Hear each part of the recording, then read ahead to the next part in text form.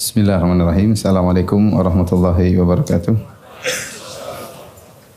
Alhamdulillahi ala ihsanih wa syukru lahu ala taufiqihi wa amtinanih wa asyhadu an la ilaha illallah wahdahu la syarika lahu ta'ziman li sya'nih wa asyhadu anna Muhammadan abduhu wa rasuluhu da'ila ridwanih.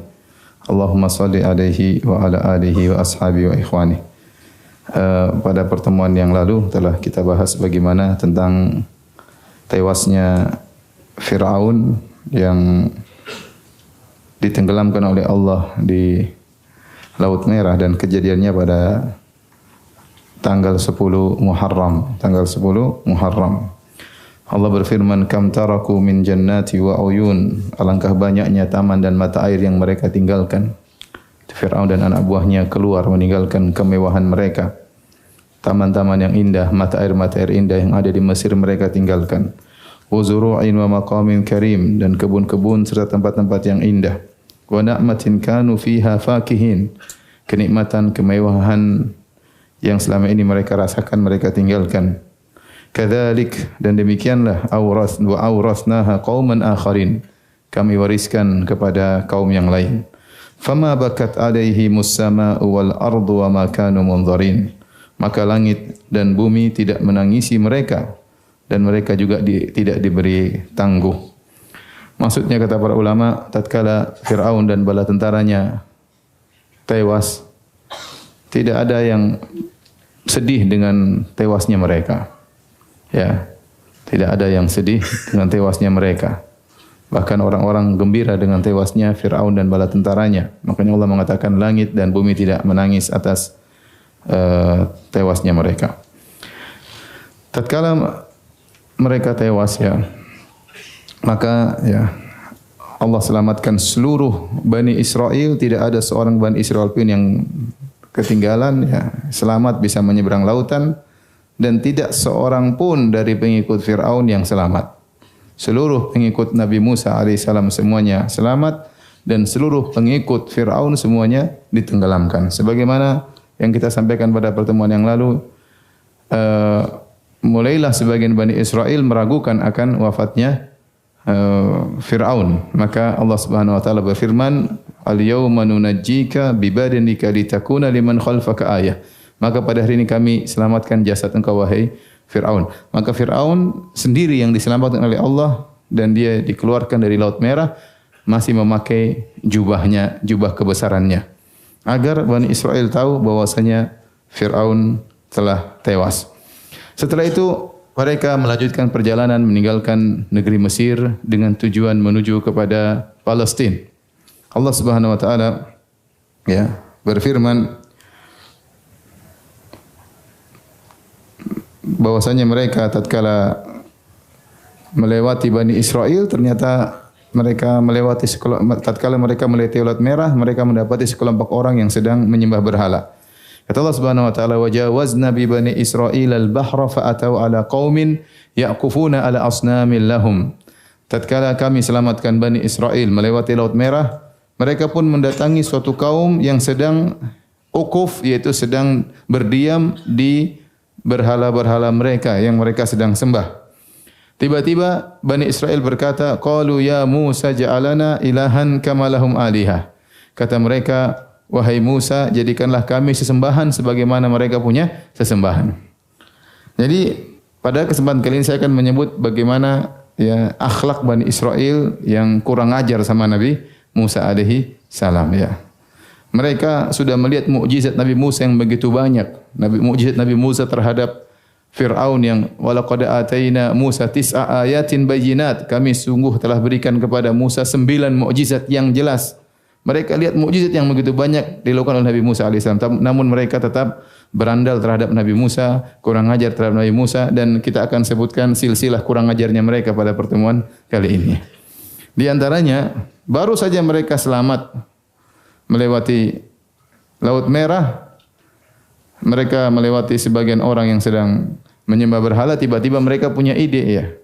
Ya Musa, tolong bikinkan kami patung seperti mereka punya patung. Subhanallah. Nabi Musa ini baru saja diselamatkan oleh Allah, baru saja melihat mukjizat yang Allah berikan kepada Nabi Musa. Kok tiba-tiba minta kesyirikan? Ya Musa, ij'al lana ilahan kama lahum alihah. Buatkanlah bagi kami berhala sebagaimana mereka punya berhala. Kata para ulama, ini diakibatkan karena mereka terlalu lama ditindas oleh suku Akbat dari Mesir. Mereka ratusan tahun di bawah ya penindasan Firaun dan pengikutnya, sehingga ya karena interaksi yang sangat kuat, apalagi status mereka sebagai budak, sementara Firaun dan badan tentaranya sebagai penguasa, maka mewariskan pemikiran suku Akbat kepada mereka. Namanya interaksi pasti membuat pengaruh. Oleh karena kita tahu sebagian adat istiadat orang-orang Hindu ya masih tersebar di sebagian kaum muslimin. Kenapa? Karena terlalu lama ya. Terlalu lama dulu Hindu lama di sini, kemudian interaksi yang luar biasa, kemudian akhirnya masih tersisa warisan-warisan mereka yang diikuti oleh kaum muslimin ya.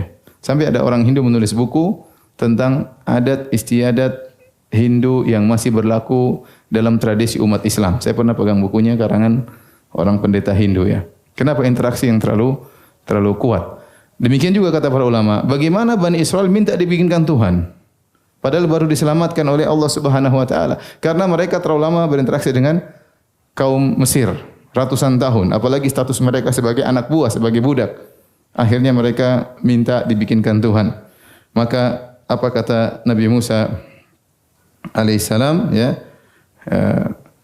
Innakum qaumun tajhalun ya. Sungguhnya kalian adalah orang-orang yang jahil ya. Ij'al lana ilahan kama lahum alihah. Qala innakum qaumun tajhalun. Sungguhnya kalian adalah orang-orang yang jahil. Inna haula'i mutabarrum ma hum fihi wa batilu ma kanu ya'malun. Qala aghairallahi abghikum ilahan wa huwa faddalakum 'alal alamin. Kata Nabi Musa, sungguhnya mereka para penyembah berhala akan terputus keyakinan mereka dan batil apa yang mereka kerjakan. Yang mereka kerjakan itu kesyirikan, kebatilan. Apakah kalian ingin aku mencarikan Tuhan lain selain Allah untuk kalian? Padahal Allah yang telah muliakan kalian di atas alam semesta. Ini kemungkinan pertama yang mereka lakukan kepada Nabi Musa alaihissalam. Kemudian Allah Subhanahu wa taala memanggil Nabi Musa alaihissalam dalam firman-Nya, wa wa'adna Musa 30 lailatan wa atmamnaha bi 10 fatama miqatu rabbih 40 lailah. Kami pun membuat perjanjian untuk bertemu dengan Nabi Musa setelah 30 hari, kemudian kami sempurnakan tambah lagi 10 hari jadi 40 hari, maka jadilah janji bertemu dengan Rabb-nya Nabi Musa 40 hari. Maka Allah menyuruh Nabi Musa datang untuk menemui Allah Subhanahu wa taala di Bukit Tursina. Maka Nabi Musa alaihissalam puasa selama 30 hari. Puasa selama 30 hari. Kemudian setelah 30 hari lewat, maka Nabi Musa pun berbuka. Kemudian beliau pun pergi kepada Allah Subhanahu wa taala. Maka Allah bertanya, "Kenapa kau berbuka wahai Musa?" Kata Nabi Musa, "Agar saya merubah aroma bau mulutku." Kata Allah Subhanahu wa taala, "Tidakkah kau tahu bahwasanya bau mulut orang yang berpuasa lebih baik di sisiku daripada bau minyak kasturi? Pulanglah engkau dan berpuasa lagi 10 hari." Maka Nabi Musa pulang lagi, kemudian dia berpuasa 10 hari. Itulah firman Allah Subhanahu wa taala, "Wa atmamnaha bi 10." Kami pun suruh tambah lagi 10 hari. Fatamma miqatu rabbih 40 lailah. Maka jadilah waktu untuk bertemu dengan Allah 40 hari Nabi Musa berpuasa. Kemudian waktu Nabi Musa hendak pergi bertemu dengan Allah, Nabi Musa meninggalkan kaumnya, Bani Israel, yang baru saja diselamatkan dari kejaran Firaun dan bala tentaranya. Maka Nabi Musa alaihissalam wa qala li akhihi Haruna ukhlufni fi qaumi. Maka dia pun mengatakan kepada saudaranya, wahai Harun, tolong jadi khalifahku, yaitu penggantiku dalam mengurusi kaumku. Karena yang jadi rasul utama adalah Nabi Musa alaihissalam. Adapun Harun hanyalah pengikut Nabi Musa alaihissalam. Wa aslih wa la tattabi' sabilal mufsidin. Nabi Musa berkata, hendaknya kau berbuat baik dan jangan kau ikuti perbuatan orang-orang yang merusak. Ini isyarat dari Nabi Musa bahwasanya Bani Israel ini banyak yang kurang ajar ya.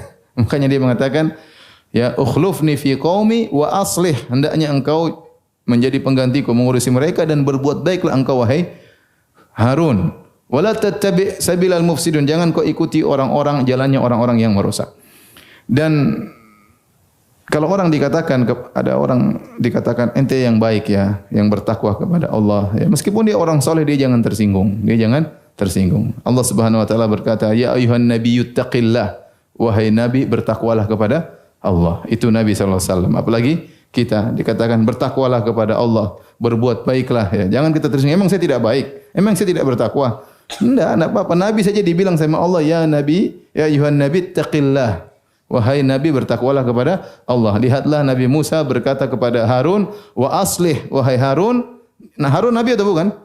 Nabi. Wahai Harun berbuat baiklah engkau. Ingat, jangan ikuti orang-orang perusak dari kalangan Bani Israel.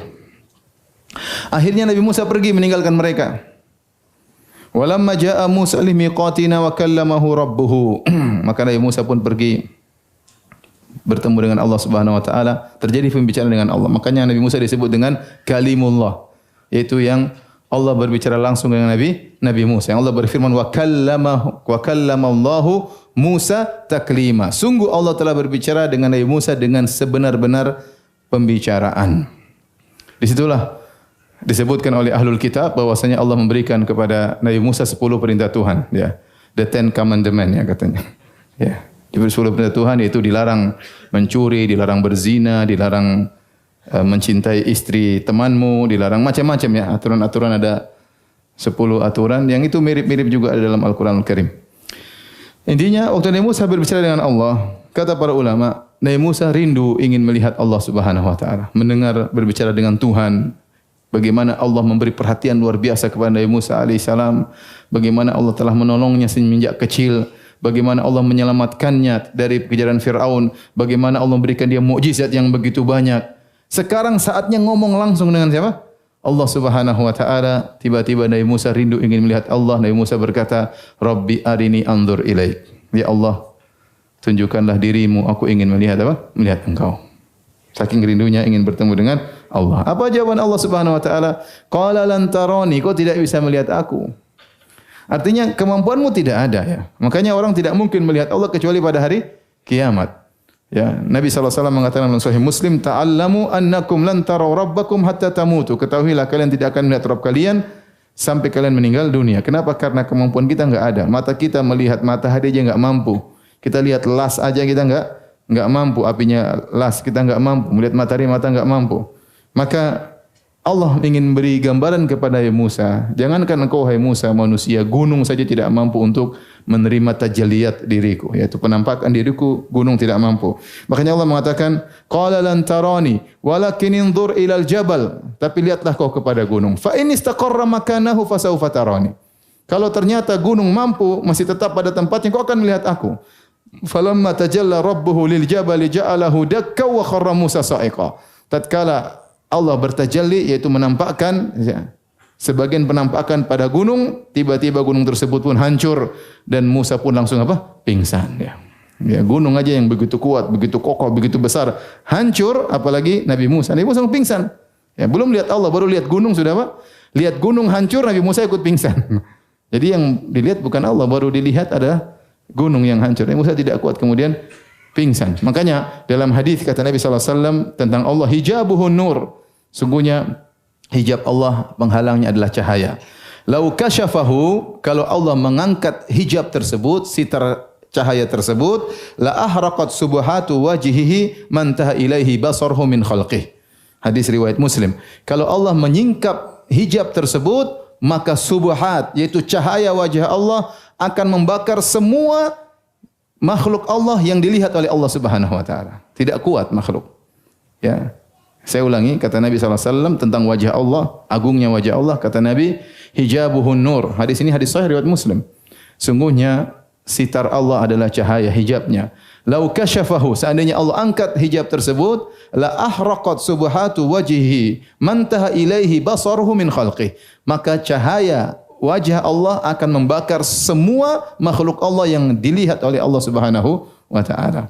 Dan ini oleh karenanya tidak mungkin seorang melihat Allah pada hari kiamat kala di bumi ini. Makanya waktu Nabi sallallahu alaihi wasallam ditanya waktu Isra Mi'raj, "Hal ra'aita rabbak?" Hadis Abu Dzar radhiyallahu anhu. "Ya Rasulullah, apakah kau melihat Tuhanmu?" Kata Nabi sallallahu alaihi wasallam, "Nurun anna arahu." Ada cahaya yang menghalangi. Bagaimana aku bisa melihat siapa? Allah Subhanahu wa taala. Wa kharra Musa sa'iqa, maka Nabi Musa pun pingsan. Nabi Musa pun pingsan. Ya. Oleh karenanya Rasulullah sallallahu alaihi wasallam ya pernah melihat seorang muslim marah kepada seorang Yahudi, ya. Yahudi tersebut bersumpah, ya, walladzi ikhtara Musa 'alal alamin, demi Allah yang telah memilih Nabi Musa di antara seluruh alam semesta. Maka seorang muslim tersinggung, bilang Nabi Musa dipilih di atas seluruh alam, Nabi Muhammad lebih hebat. Maka dia pun marah kepada Yahudi. Maka Rasulullah SAW tegur. Rasulullah SAW mengatakan, la tukhayyiruni bainal anbiya, jangan kalian mengatakan aku lebih baik daripada nabi-nabi yang lain. Maksudnya itu urusan Allah. Jangan ente kemudian Anda gara-gara mendahulukan saya, akhirnya Anda ribut sama yang lainnya gara-gara masalah mana lebih afdal, Nabi Musa atau Nabi Muhammad SAW. Jangan membela karena sekedar fanatik, ya. Nabi larang, ya. Yang jelas Nabi lebih mulia daripada semuanya. Tetapi Nabi ingin menjelaskan Nabi Musa juga mulia. Jangan sampai kau ingin membela saya, kau merendahkan Nabi Musa, itu maksudnya. Jangan sampai kau ingin membela saya, kau merendahkan Nabi Musa. Maka kemudian Nabi Muhammad SAW menjelaskan, fa inna nasa, ya, yus'aquna yaumal qiyamah. Sungguhnya pada hari kiamat semua manusia dibuat mati oleh Allah Subhanahu wa taala. Wa ana awwalu man yufiq, dan aku adalah orang yang pertama kali sadar dari pingsan tersebut. Fawajadtu Musa, tiba-tiba aku mendapati Nabi Musa batishan ala qa'imatin min qawaimil arsh. Tiba-tiba aku sudah melihat, waktu saya terjaga, saya sudah lihat Nabi Musa sedang memegang arsy Allah Subhanahu wa taala. Fala adri, aku tidak tahu. A'afaqa qabli, apakah dia lebih dahulu sadar daripada saya? Am juziya bisaqati at-tur, apakah dia tidak dipingsankan oleh Allah karena sudah pernah dipingsankan waktu di dunia gara-gara minta lihat Allah Subhanahu wa taala. Jadi Nabi ingin menjelaskan, ya, jangan kalian gara-gara ingin menyanjungku akhirnya kalian mencela siapa? Nabi yang lain. Jangan kalian mencela Nabi Musa. Buktinya waktu hari kiamat Allah mematikan seluruh manusia dan saya yang pertama kali bangun. Tiba-tiba waktu saya sadar, saya lihat Nabi Musa sudah sadar. Apakah dia lebih sadar dahulu sebelum aku? Tentu berarti dia dimulia dalam sisi ini. Atau dia tidak dimatikan gara-gara dia sudah pernah dipingsankan sebelumnya waktu di dunia, dan dalam dua kondisi tersebut Nabi Musa punya kelebihan di situ. Ya, oleh karenanya kita katakan secara umum Nabi Muhammad SAW lebih afdal daripada seluruh Nabi, tapi ada sebagian-sebagian hal yang memang sebagian Nabi memiliki kelebihan. Ya. Contoh seperti Nabi Yusuf alaihissalam paling tampan di antara seluruh para Nabi. Ya. Paling tampan di antara seluruh para Nabi dengan pernyataan Nabi, waqad u'tiya syatral jamal. Yusuf telah diberikan setengah ketampanan. Taib. Akhirnya Nabi Musa waktu pergi meninggalkan kaumnya, ternyata kaumnya bikin ulah lagi, ya. Kata Allah Subhanahu wa taala, ya. Wattakhadha qaumu Musa min ba'dihi min huliyihim ajlan jasadan lahu khuwar. Alam yarau annahu la yukallimuhum wa la yahdihim sabila. Ittakhadhuhu wa kanu zalimin. Waktu Nabi Musa pergi, mereka bikin patung sapi. Bikin patung sapi, kemudian dibuat dari emas. Emas-emas tersebut itu dari mana? Jadi disebutkan oleh para ahli tafsir, waktu Bani Israel pergi meninggalkan kota Mesir, mereka sempat sebagian mereka mencuri emas-emasnya suku Mesir. Ya. Sekalian kita diusir, sekalian apa kita nyolong. Akhirnya mereka bawa pergi. Ketika mereka sudah lewat Laut Merah, Nabi Musa tegur, ini tidak halal bagi kalian, kalian nyuri barang. Akhirnya mereka, ya, humilna auzaran min zinatil qaumi faqadhafnaha. Kata mereka, ya Musa, kami ini membawa emas-emas haram, maka kami pun lempar.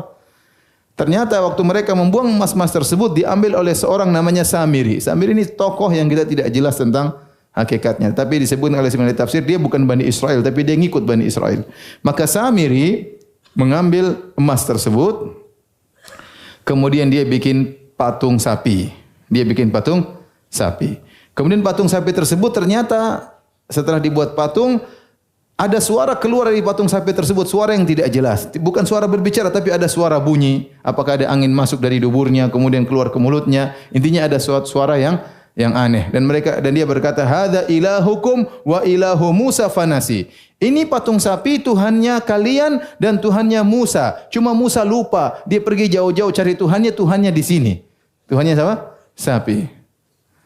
Afala yarawna alla yarji'u ilaihim qawla.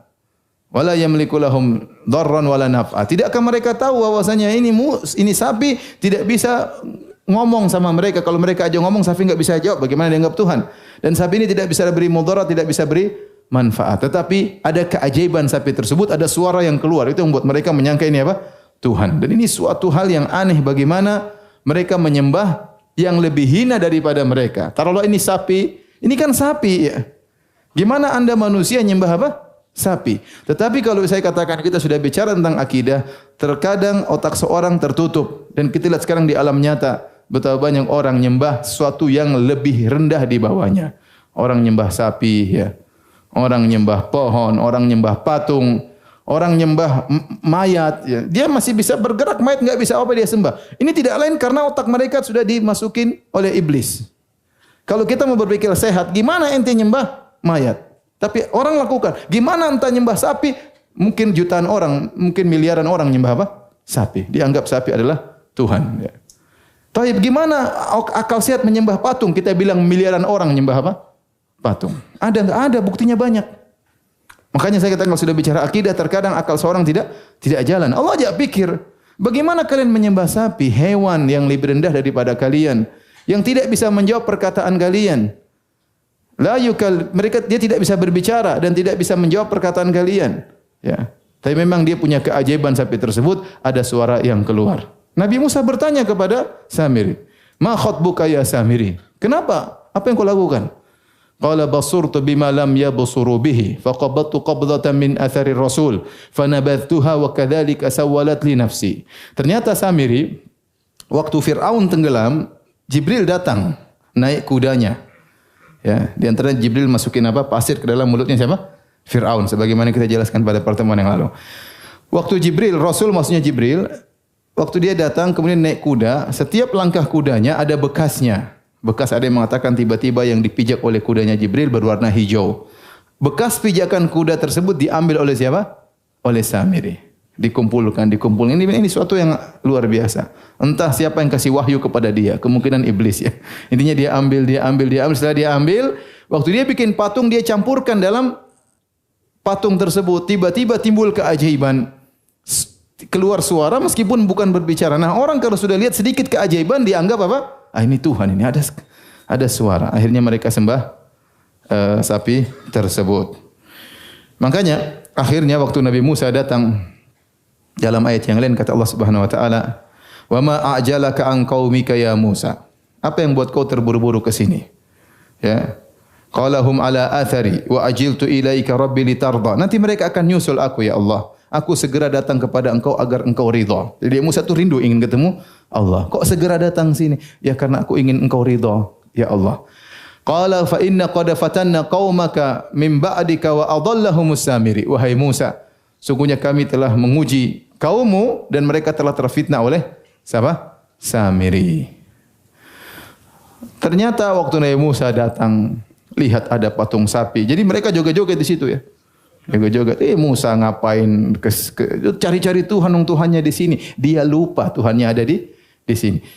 Nabi Harun sudah tegur, wa laqad qala lahum Harun min qablu, ya qaumi inna ma futintum bih wa inna rabbakumur rahman fattabi'uni wa ati amri. Wahai kaumku, ya, sungguhnya kalian sedang terfitnah. Tuhan kalian adalah Allah Subhanahu wa taala. Ikuti aku, ya. Ikuti aku, jangan kalian membangkang kepadaku. Namun mereka tidak dengar Harun. Harun orangnya halus, lemah, tidak seperti Nabi Musa. Macam-macam dipukulin oleh Nabi Musa. Harun orangnya lembut, ya. Maka mereka mengatakan, ya, lan nabraha alai akifina hatta yarja ilaina Musa. Kami akan terus beribadah di patung sapi ini sampai Musa kembali. Kamu tidak ada urusannya.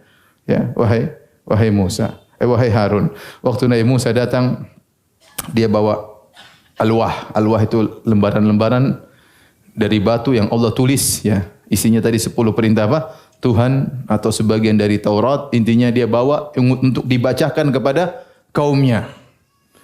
Nabi Musa waktu dibilang sama Allah, kaummu sudah menyembah sapi, Nabi Musa marah, tetapi dia tidak begitu marah.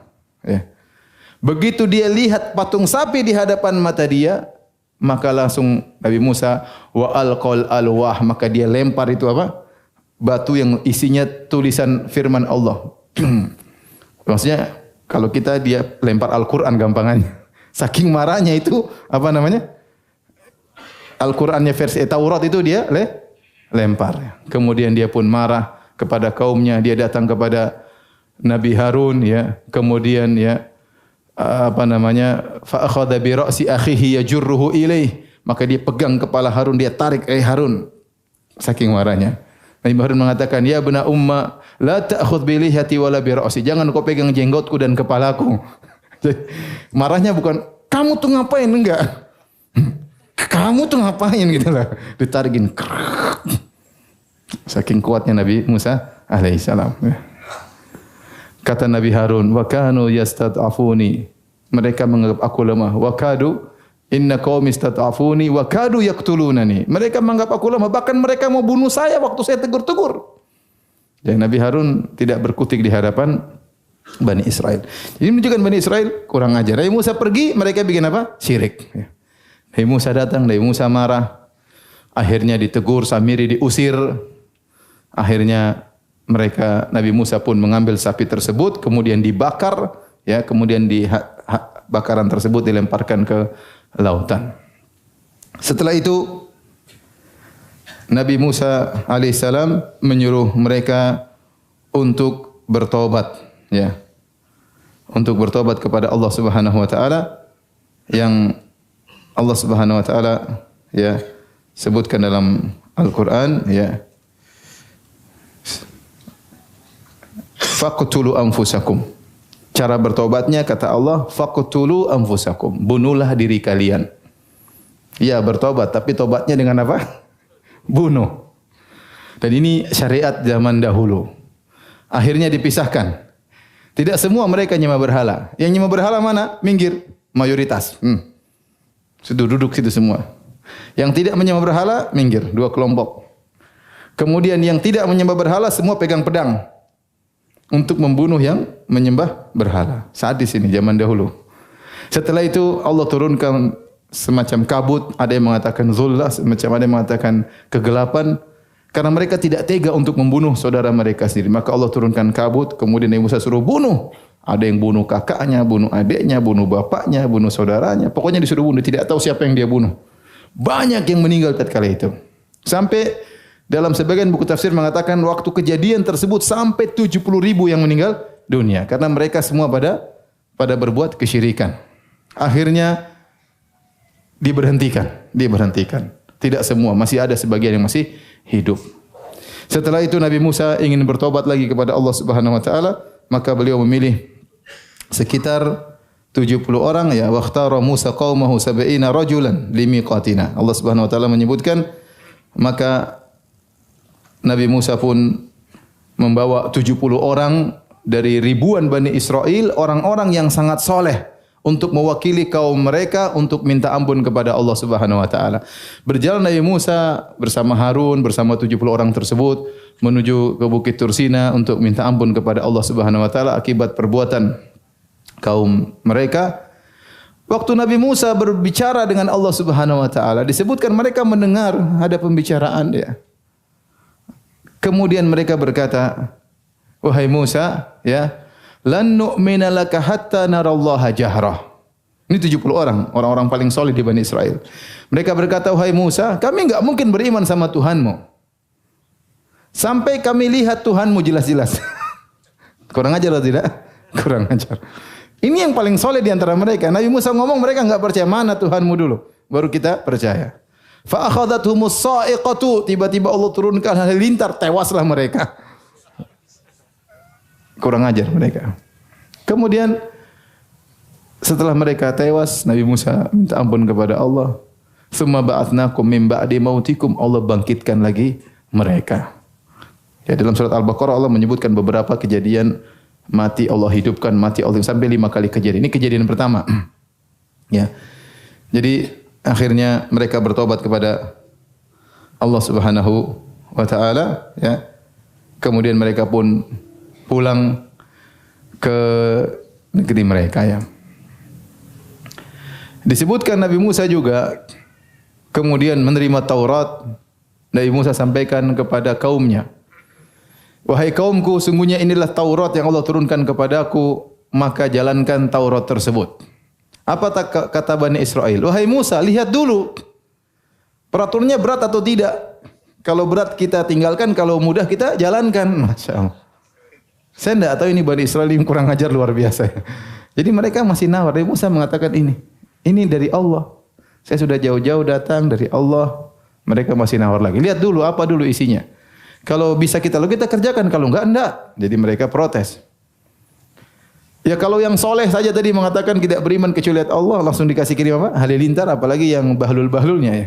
Intinya akhirnya kata Allah, wa idna taqanal jabala fawqahum. Karena mereka tidak mau menjalankan Taurat, Allah angkat gunung itu. Gunung di atas. Ente enggak mau jalankan, giar gunung. Hanya mereka ketakutan lihat gunung, ya udah kita taat. Jadi subhanallah mereka melihat mukjizat yang begitu banyak. Bayangkan tiba-tiba mereka enggak patuh datang apa? Gunung. Siap mereka enggak jalanin, jatuh ditimpa gunung. Akhirnya Nabi Musa menyuruh mereka bilang, ya Musa kita rindu ingin ke Palestina. Ayo jalan ke Palestina. Ya sudah kampung halaman kita. Ya kampung nenek moyang kita Nabi Yakub alaihissalam dulu di mana? Di Palestina. Maka berangkatlah Nabi Musa alaihissalam membawa Bani Israel pergi ke negeri Palestina. Allah sebutkan dalam Al-Quran, "Uzkuru ni'matallahi 'alaikum idh ja'ala fiikum anbiya'a wa ja'alakum muluka." Allah mengatakan, wahai Bani Israel, ingatlah nikmat yang Allah berikan kepada kalian. Tatkala Allah jadikan kalian banyak di antara kalian nabi-nabi, nabi ini, nabi anu, semua dari Bani Israel. Wa ja'alakum muluka, dan kami jadikan kalian tadinya diperbudak oleh Bani Israel, sekarang tidak. Kalian sudah punya rumah sendiri, kalian punya pembantu, mungkin kalian punya tidak diperbudak lagi oleh suku Fir'aun, suku Akbat ya. Wa atakum ma lam yu'ti ahada minal alamin, dan Allah telah berikan kepada kalian kenikmatan yang Allah tidak berikan kepada umat-umat yang lain ya. Di mana kenabian di kalian orang-orang cerdas, kalian pokoknya banyak kenikmatan yang Allah berikan kepada kalian. Setelah Allah sebutkan nikmat-nikmat, Allah perintahkan, ya qaumi udkhulul ardal muqaddasata allati kataballahu lakum. Masuklah kalian kepada tanah suci yang telah Allah catat untuk kalian. Wala tartaddu ala adbarikum fatanqalibu khasirin. Dan janganlah kalian mundur ya. Maka kalian akan balik dalam kondisi merugi. Jadi mereka disuruh jihad oleh Allah Subhanahu wa taala. Begitu mereka masuk kota Palestina, ternyata ada orang-orang zalim di situ. Qalu ya Musa inna fiha qauman jabbarin. Wahai Musa, di situ ada orang-orang yang zalim, ya. Wa inna lan nadkhulaha hatta yakhruju minha. Fa yakhruju minha fa inna dakhilun. Kata mereka, enggak Musa. Kalian disuruh jihad? Enggak wahai Musa. Itu orang-orang zalim situ. Sampai mereka keluar dulu baru kita masuk loh. Kita ini disuruh ngeluarin mereka? Enggak, mereka keluar dulu baru kita masuk. Subhanallah. Sampai kemudian ada yang menasihati mereka. Disebut Yusha bin Nun dan Kalib bin Yufanna, dua orang soleh. Qala rajulani minal ladzina yakhafuna an amallahu alaihim udkhulu alaikumul bab. Udkhulu alaikumul bab fa idza dakhaltumuhu fa innakum ghalibun. Kata mereka ya. Udkhulu alaihimul bab, dua orang soleh mengatakan masuklah kalian perangi mereka ya.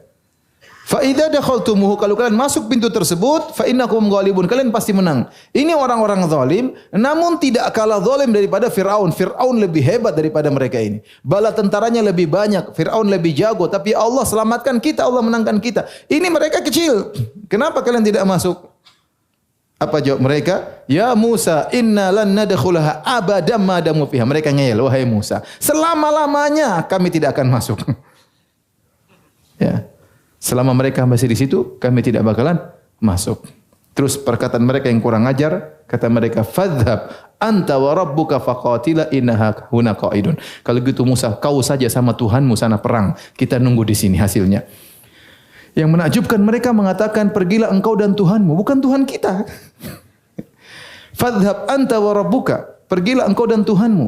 Ini kan Tuhan kita bareng-bareng, ini Nabi kurang ajar sama Nabi Musa alaihissalam. Saat itu Nabi Musa ini memang kaum brengsek.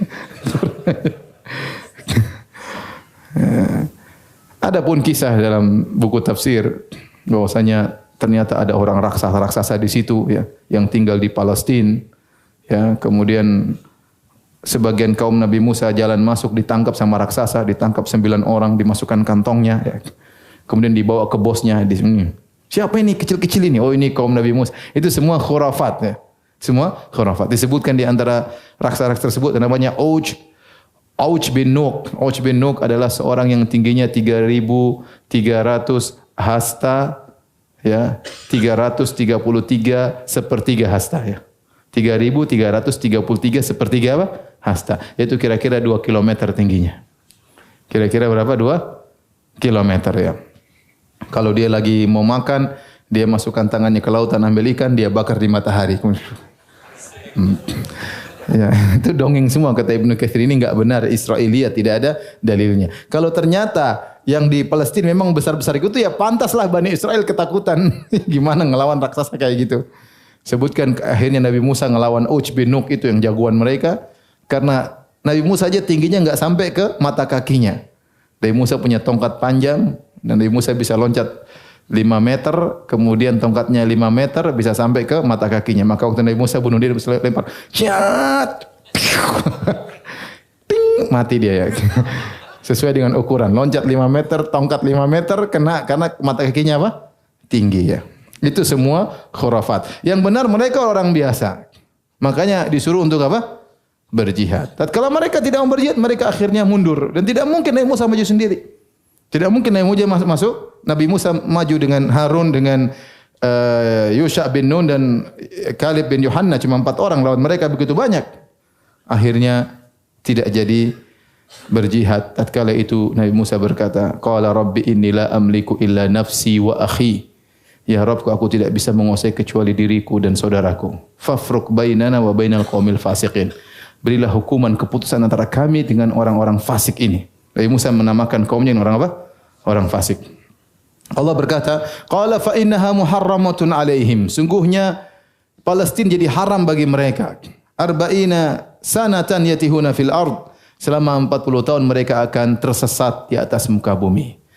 Maka waktu mereka pulang meninggalkan Palestina, mereka dibuat tersesat oleh Allah Subhanahu wa taala. Mau ke mana enggak bisa, balik lagi ke situ. Mau ke sana, ke utara, balik lagi ke situ. Mau ke selatan, balik lagi. Mereka tinggal di suatu padang yang mereka kemudian beranak pinak di situ selama 40 tahun dan mereka tidak bisa keluar dari situ.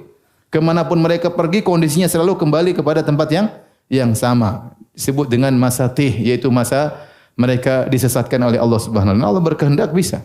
Mau pakai kompas, mau pakai mata angin, tetap aja kembali lagi ke tempat yang sama. Allah bikin mereka tersesat. Nah, di dalam masa-masa mereka tersesat tersebut terjadi banyak kejadian. Ya.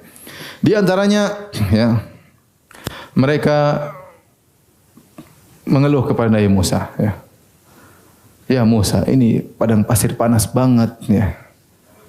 Mintalah kepada Tuhanmu agar menaungi kita. Maka Allah kirim apa? Ya, gomama. Ya. Wa anzalna alaikumul gomama. Ya. Allah turunkan apa? Awan. Jadi mereka kemana-mana adem, luar biasa. Ini mukjizat bukan? Mukjizat. Bayangkan mereka kemana-mana ada awan datang. Semua panas mereka adem. Allah ingatkan, kami berikan kalian nikmat begitu banyak, kami turunkan awan. Sementara orang semua kepanasan. Kemudian setelah itu mereka bilang, wahai Musa, kami lapar. Kata Allah, wa anzalna alaikumul manna wassalwa. Allah turunkan makanan. Al-manna wassalwa. Ada yang mengatakan makanan dari surga, ada yang makanan dari langit. Intinya makanan tersebut turun. Manna wassalwa. Manna ada yang mengatakan makanan yang siap dimakan, ada yang mengatakan tumbuh-tumbuhan, biji-bijian yang enak. Intinya manna tersebut nyantol di pohon-pohon. Mereka tinggal ambil, tinggal makan. Adapun salwa adalah burung yang mudah untuk ditangkap. Tidak susah. Tinggal mereka panggang, mereka makan enak. Ya, mereka makan. Sudah dikasih kenikmatan. Makanan bukan makanan biasa. Ya. Ini makanan kalau istilah kita restoran yang paling enak. Manna wa salwa. Datang tinggal makan. Lama-lama mereka bosan. Kata mereka, fad'u lana rabbaka yukhrij lana min bakaliha wa kisai wa fumiha wa adasa wasaliha. Ya. Ya Allah, ya Musa, mintalah kepada Tuhanmu ganti makanan ini. Jangan manna salwa terus. Kami ingin makan ketimun, pengen makan adas, pengen makan bawang putih, bawang merah, ya, sayur-sayuran. Kata Nabi Musa, "Qala atastabiduna alladhi huwa adna billadhi huwa khair ihbitu misran fa inna lakum ma sa'altum."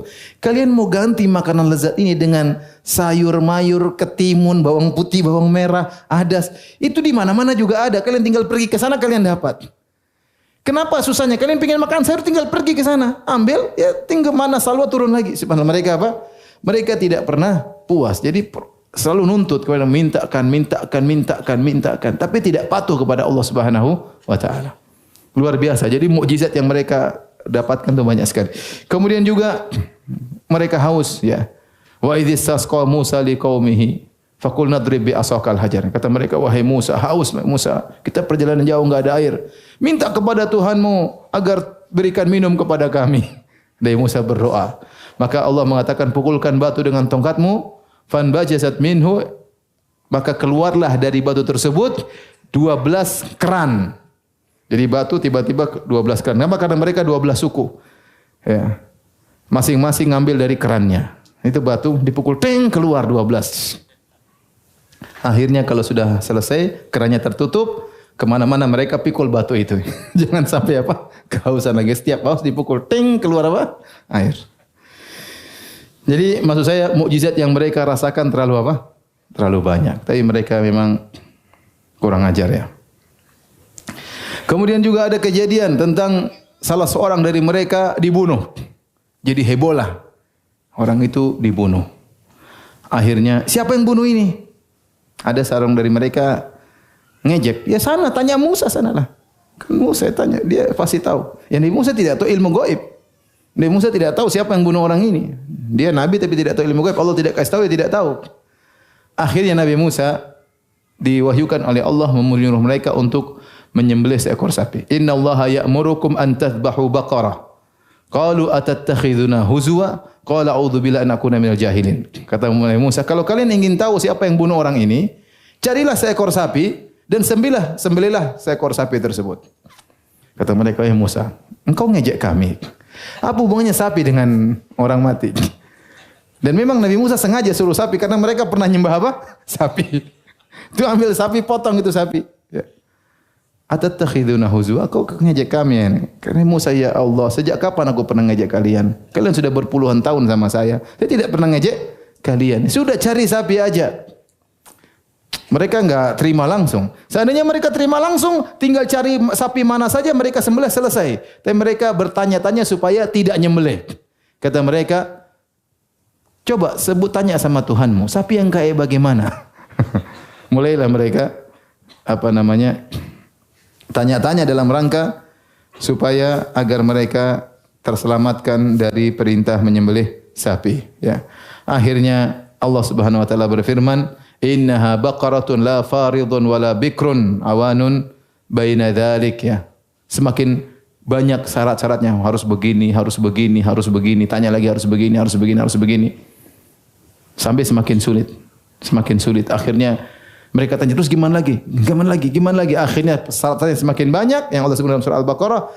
Akhirnya mereka dapati sapi tersebut cuma satu di antara seluruh pemilik sapi, cuma sesuai yang memenuhi syarat, cuma satu ekor sapi. Ini ada sapinya satu ekor aja. Mereka datang kepada pemiliknya, sapi tolong kita mau, nggak bisa. Mau beli sapi ini harganya emas seberat sapi ini. Akhirnya mereka setengah mati kumpulin emas untuk bisa membeli sapi itu. Jadi mereka kurang ajar, yang jual sapi juga kurang ajar. Jadinya inilah Bani Israel. Akhirnya mereka beli sapi, sapinya disembelih. Faqulna nadribuhu bi ba'dihha. Kata Allah, pukulkan dari sebagian sapi tersebut kepada mayat tadi. Ada yang mengatakan pahanya, ada yang mengatakan kakinya. Setelah disembelih sapi tersebut, Nabi Musa ambil kakinya, dipukulkan kepada mayat tersebut. Hidup dia. Siapa yang bunuh kamu? Si Fulan bin Fulan. Mati lagi. Mukjizat bukan? Mukjizat. Ini kehidupan setelah kematian yang kedua yang Allah sebutkan dalam surat Al-Baqarah. Jadi maksud saya banyak sekali ya kejadian-kejadian aneh yang dialami oleh Bani Israel bersama Nabi Musa alaihissalam. Akhirnya di zaman mereka 40 tahun tersebut mereka dibuat tersesat. Akhirnya Nabi Musa meninggal di zaman tersebut. Nabi Harun juga meninggal di zaman tersebut. Maka kemudian kenabian berpindah kepada Yusha bin Nun. Yusha bin Nun adalah seorang pemuda yang menemani Nabi Musa waktu mencari Nabi Khadir. Ya. Wa idh qala Musa li fatahu, tatkala Musa berkata kepada pembantunya. Pembantu tersebut adalah siapa? Yusha bin Nun. Yusha bin Nun ini yang Nabi sallallahu alaihi wasallam sebutkan satu hadis waktu dia diperintah berjihad. Kemudian dia berperang, tiba-tiba waktu sudah asar, sebentar lagi matahari tenggelam. Sementara kode etik mengatakan kalau matahari tenggelam, perang selesai. Maka dia berkata kepada matahari, ya, dia bilang kepada Allah, ya Allah, ya, wahai matahari, engkau diperintahkan, aku diperintahkan. Ya Allah, perintahkan matahari untuk tidak tenggelam dulu. Akhirnya matahari tertahan, sebentar saja, tertahan. Maka setelah selesai dia menang, baru matahari apa? Tenggelam. Jadi Allah pernah menahan matahari, ya, untuk kemenangan Nabi siapa? Yusha bin Nun. Nah, Nabi Yusha bin Nun inilah yang kemudian akhirnya membawa Bani Israel untuk masuk lagi ke Palestina. Masuk lagi ke Palestina. Entah di situ mereka bertemu dengan musuh atau tidak, atau mereka berjihad atau mereka tidak berjihad, tidak dijelaskan dengan detail, tapi intinya mereka kemudian masuk ke dalam Palestina, ya. Kemudian Allah Subhanahu wa taala berkata, hendaklah kalian masuk, ya, ke dalam pintu di Palestina sujada, dalam kondisi sujud, ya.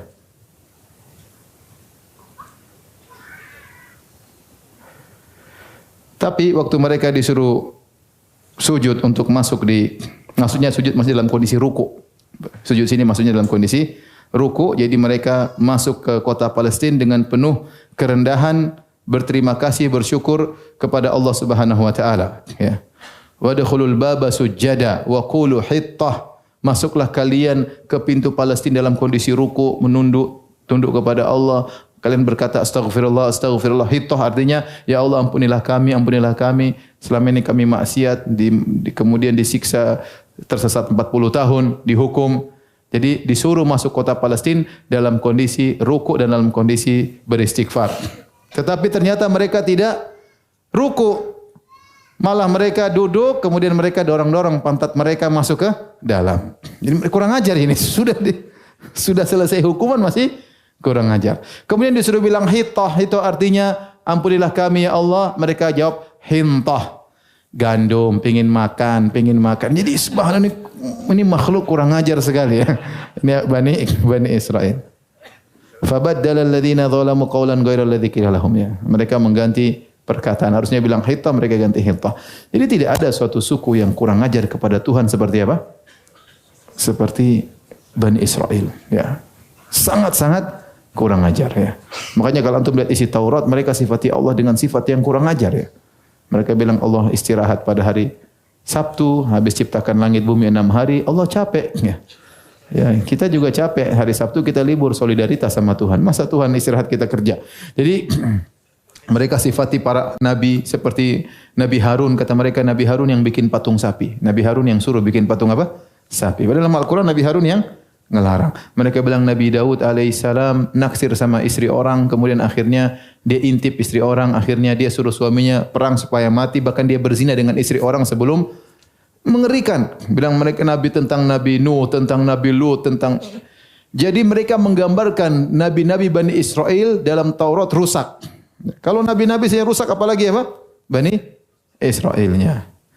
Jadi inilah, ya, kisah Nabi Musa, dan akhirnya Nabi Musa disebutkan waktu Nabi Musa meninggal dunia, datang malaikat maut kepada Nabi Musa alaihissalam dalam bentuk menjelma menjadi manusia. Kemudian dia ingin mencabut nyawa Nabi Musa, ya. Kata malaikat, ajib rabbak, penuhi panggilan Rabbmu. Nabi Musa marah. Falatama Musa ainal malakil maut. Maka malaikat maut ditampar oleh Nabi Musa, matanya keluar. Kata para ulama, karena malaikat waktu itu dalam menjelma menjadi apa? Manusia. Maka sebagian sifat manusia ada pada malaikat. Maka ditampar oleh apa? Nabi Musa malaikat tersebut. Sehingga matanya buta, ya. Maka malaikat lapor kepada Allah, ya. Kata malaikat, ya Allah, engkau mengutusku kepada hamba yang tidak mau mati. Dia telah merusak mataku. Kata Allah, ya. Maka Allah kembalikan mata malaikat tersebut. Kembalilah kepada hambaku Musa. Kemudian bertanya kepada dia, kau ingin kehidupan? Ya. Kalau kau ingin kehidupan, letakkanlah tanganmu di seekor banteng, ya. maka berapa bulu yang ada di tanganmu, maka itulah umurmu. Ya. Kemudian setelah itu kau akan mati. Maka akhirnya malaikat bilang, wahai Musa, kau ingin hidupan, maka letakkanlah tanganmu di atas seekor banteng. Berapa rambut atau bulu yang ada di tanganmu, itulah ukuran berapa tahun yang kau akan hidup. Kemudian Musa bertanya, setelah itu kematian. Kata Nabi Musa, sebaiknya saya mati sekarang aja. Akhirnya Nabi Musa pun meninggal dunia. InsyaAllah pada pertemuan ke depan kita akan cerita bagaimana setelah Yusha bin Nun menempati Palestina, sampai mereka terusir, mereka dibunuh, mereka tersebar di mana-mana, sampai mereka mendirikan negara Israel Raya sekarang. Bi'idznillah ta'ala, wallahu ta'ala alam bisawab. Kalau ada yang bertanya saya persilakan, kita dengarkan azan dikumandangkan terlebih dahulu. Taib, kita jawab pertanyaan. Mohon penjelasan Ustaz, manakah yang lebih utama untuk dilakukan apabila saya datang salat Jumat pada saat azan? Bolehkah langsung salat sunnah atau berdiri dulu menunggu azan lalu salat sunnah pada saat khutbah? Kedua, pada saat khutbah langsung duduk atau salat sunnah terlebih dahulu? Jawabannya, kalau kita masuk masjid sementara dikumandangkan azan kedua, yaitu azan sebelum khatib berkhutbah, maka sunnahnya kita langsung salat sunnah, ya. Tidak menunggu azan selesai. Kenapa? Karena menjawab azan hukumnya sunnah, sementara mendengar khutbah hukumnya apa? Wajib. Kalau kita menunggu azan selesai, maka kita akan salat sunnah tatkala khatib sedang berkhutbah. Dan itu kita akhirnya meninggalkan sebagian kewajiban. Tetapi kalau kita tatkala di azan dikumandangkan kita salat sunnah, berarti kita hanya meninggalkan sunnah menjawab apa? Azan. Jadi kesalahan banyak dilakukan oleh orang, kalau sudah azan mereka berdiri dulu, jawabin azan selesai baru mereka apa? Salat. Harusnya langsung salat saja. Ya, sehingga tatkala khatib berkhutbah mereka sudah bisa dengar dari awal. Kondisi kedua, kalau dia datang khatib sudah berkhutbah, maka tetap dianjurkan salat sunnah tetapi yang ringan, ya. Tidak harus baca surat setelah Al-Fatihah, ya, tapi intinya salat yang cepat karena kita ingin melaksanakan salat tahiyatul masjid dan segera mendengarkan khutbah daripada khatib.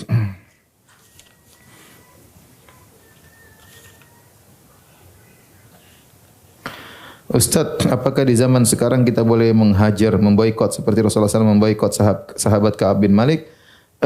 Masalah memboikot pelaku maksiat atau memboikot pelaku bid'ah, maka ini berkaitan dengan kata Ibnu Taimiyah rahimahullah dalam Majmu' Fatawa jilid 28, adalah berkaitan dengan amar ma'ruf nahi mungkar. Dan kita tahu namanya kaidah dalam beramar ma'ruf nahi mungkar adalah dibangun di atas maslahat.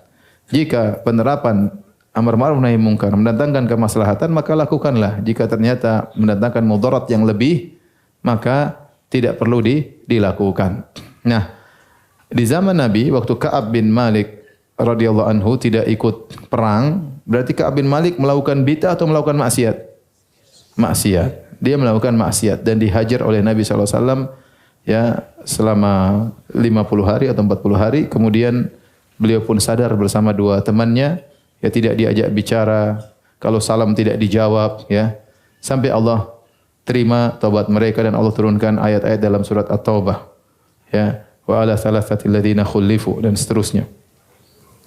Maka dari kisah ini para ulama mengambil faedah untuk menghajar pelaku maksiat dan juga pelaku bid'ah agar mereka kembali kepada kebenaran. Dan itu bab amar ma'ruf nahi mungkar, ya. Maka kalau itu ada maslahatnya, maka lakukanlah. Contoh seperti kita di rumah, misalnya ada anak kita yang satu nakal atau bagaimana, kita boikot, ya.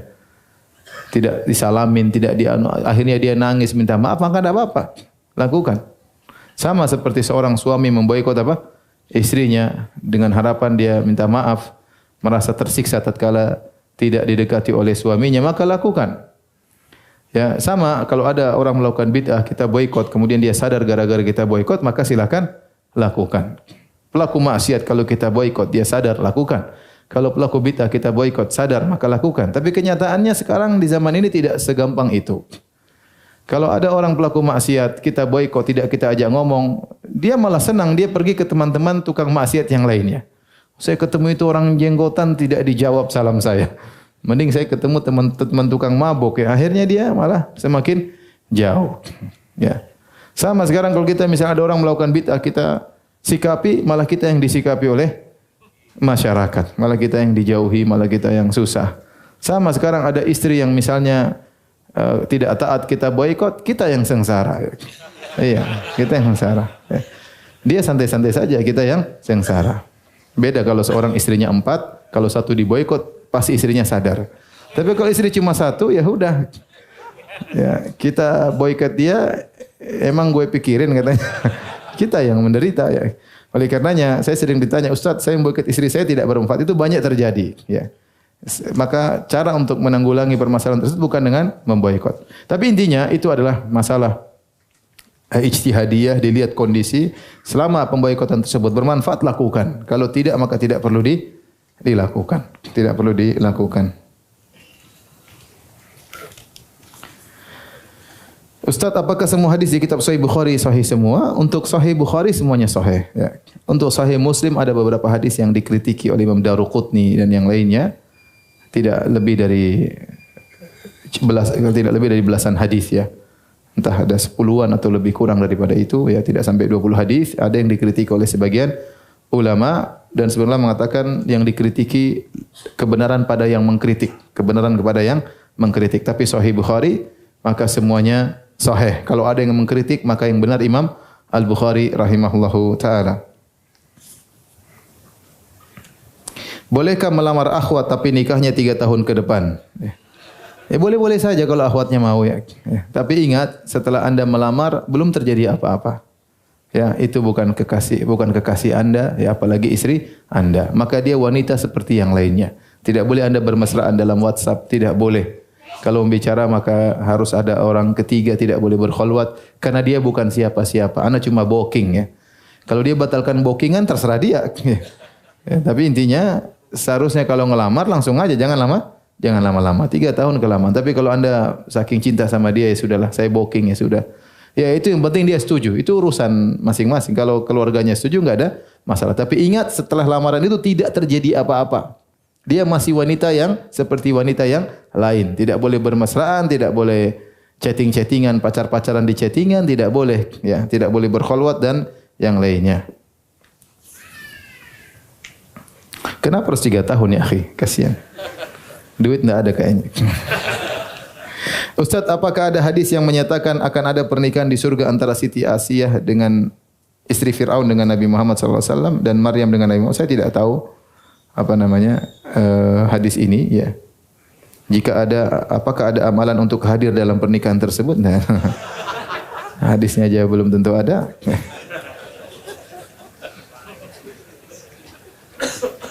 Ustaz, betulkah jika kita beramal secara tersembunyi bisa meredam kemurkaan Allah?